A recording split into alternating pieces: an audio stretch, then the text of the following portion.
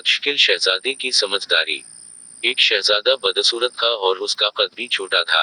उसके दूसरे भाई नहायत खूबसूरत और अच्छे डेल डूल के थे। एक बार बादशाह ने बदसूरत शहजादे की तरफ जिलत और नफरत की नजर से देखा। शहजादा ने अपनी जहानत से बाप की निगाह का ताड़ लिया और बाप से कहा, ऐ अब्बा जान, समझदार ठिगना लंबे बेवकूफ से अच्छा है। जरूरी नहीं है कि जो चीज देखने में बड़ी है वो कीमत में भी ज्यादा हो। देखिए हाथी कितना बड़ा होता है मगर हराम समझा जाता है, और उसके मुकाबले में बकरी कितनी छोटी है मगर उसका गोश्त हलाल होता है।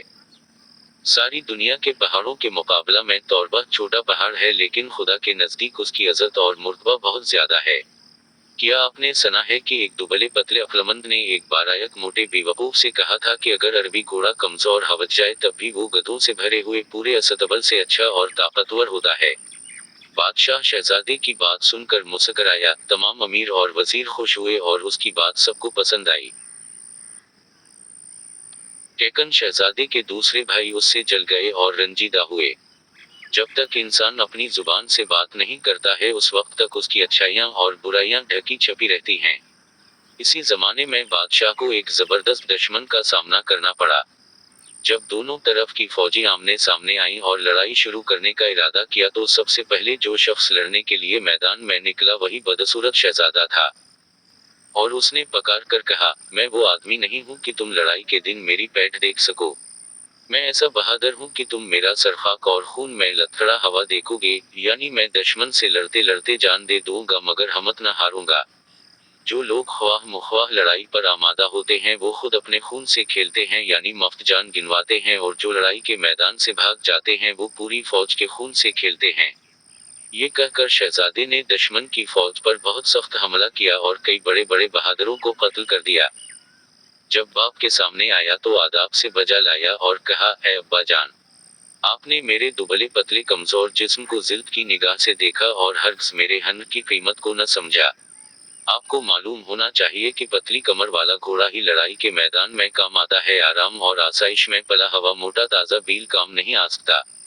कहते हैं दुश्मन की फौज बहुत ज्यादा थी और शहजादे की तरफ सिपाहियों की तादाद कम थी। कुछ ने भागने का इरादा किया। शहजादे ने उनको लिलकारा और कहा, ऐ बहादुरो, कोशिश करो और दुश्मन का मुकाबला करो, या फिर औरतों का लिबास पहन लो। उसकी बात सुनकर सिपाहियों की हिम्मत बढ़ गई और सब दुश्मन की फौज पर टूट पड़े और उसको मार भिगाया और दुश्मन पर इसी दिन फतह हासिल की। बादशाह ने शहजादे को प्यार किया और अपनी गोद में बैठाया, और रोज बरोज उससे मोहब्बत बढ़ने लगी और उसको अपना वली अहद बना दिया। दूसरे भाइयों ने ये हाल देखा तो हसद की आग में जलने लगे और एक दिन बदशकील शहजादे के खाने में जहर मिला दिया। उसकी बहन ने खिड़की से देख लिया और शहजादे को खबरदार करने के लिए खिड़की के दरवाजे जोर से बंद किए।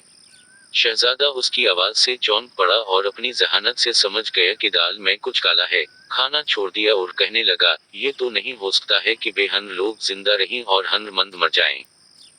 अगर हम दुनिया से खत्म हो जाए तब भी कोई शख्स सलू के साया में आना पसंद न करेगा। बाप को उस वाकया की इतला दी गई तो उसने शहजादे के सब भाइयों को बुलाया, उनको मुनासिब सजा दी।